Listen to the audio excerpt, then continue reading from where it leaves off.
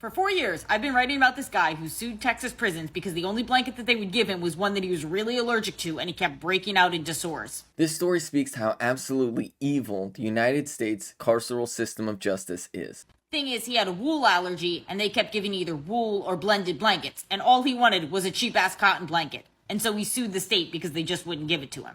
As you can see, this is one of the stories about it that ran in the Houston Chronicle about 3 years ago.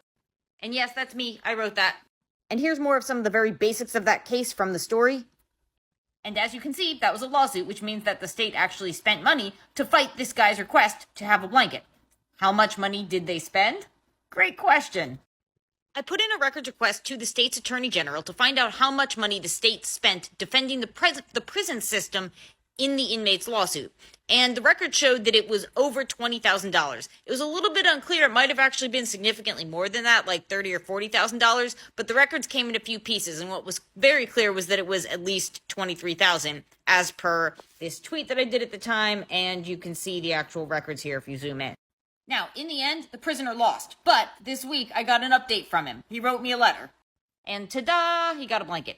He lost his lawsuit, but nonetheless, they randomly, after spending years fighting him in court, gave him blankets anyways, gave him cotton blankets, and you can see he has the dates down here of when he got them, and he notes that his sores and scratching all cleared up as soon as he got the blankets that he wasn't allergic to.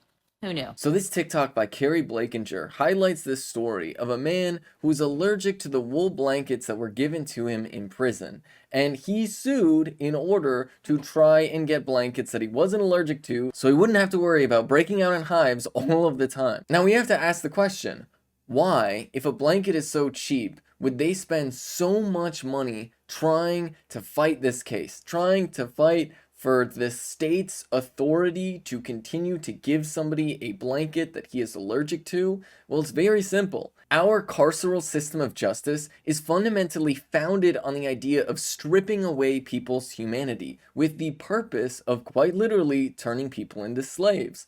That's what the whole abolition of slavery was about, where we didn't abolish it, we gave this exemption of allowing slavery for people who are incarcerated. The whole system is completely built around the pretense of dehumanizing people who are incarcerated for the purpose of profits, to be very clear. And so the reason why the state would spend so much money fighting this case, even though buying a blanket would obviously be much cheaper, is because they weren't fighting the issue of the blanket. They were fighting the issue as to whether or not the state should be expected to treat incarcerated people as human beings. And unfortunately, the state won this case. And this speaks to how unbelievably evil our system is in the United States, where it is fully expected that basic rights will not be protected, even though theoretically rights that should be protected, even within the context of prison, even though theoretically there are those rights that should be protected, the courts have consistently upheld completely mistreating people who are incarcerated and completely dehumanizing people who are incarcerated.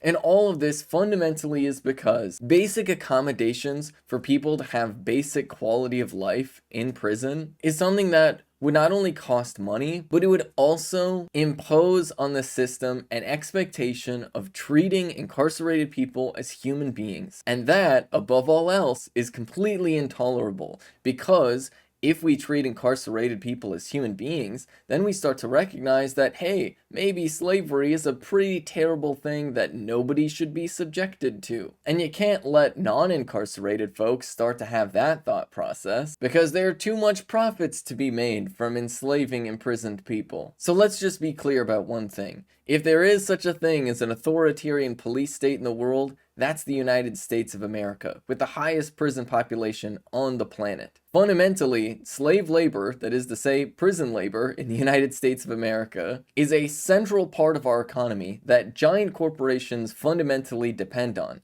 And our corrupt political system, especially the corrupt judicial system, is deeply interested in maintaining these dehumanizing structures and systems with the sole purpose of continuing their profits and maintaining the United States economy at the expense of marginalized people. Because let's be really clear, nobody really belongs in prison. Our prison system is entirely built around wrongfully criminalizing behavior with the explicit aim of creating a police state that targets marginalized people for the purpose of funneling them into a system where they can be rented out to giant corporations at an incredibly low cost. And something as simple as a blanket that would be very, very cheap to provide to somebody in prison turns into a symbol of recognizing their humanity, something that the United States government thinks is a bridge too far for people who are in prison. So as it turns out, once again, the United States are the bad guys. And the court system, once again, reaffirms the dehumanization of incarcerated people. And they try to tell us that the abolitionists are the extreme ones.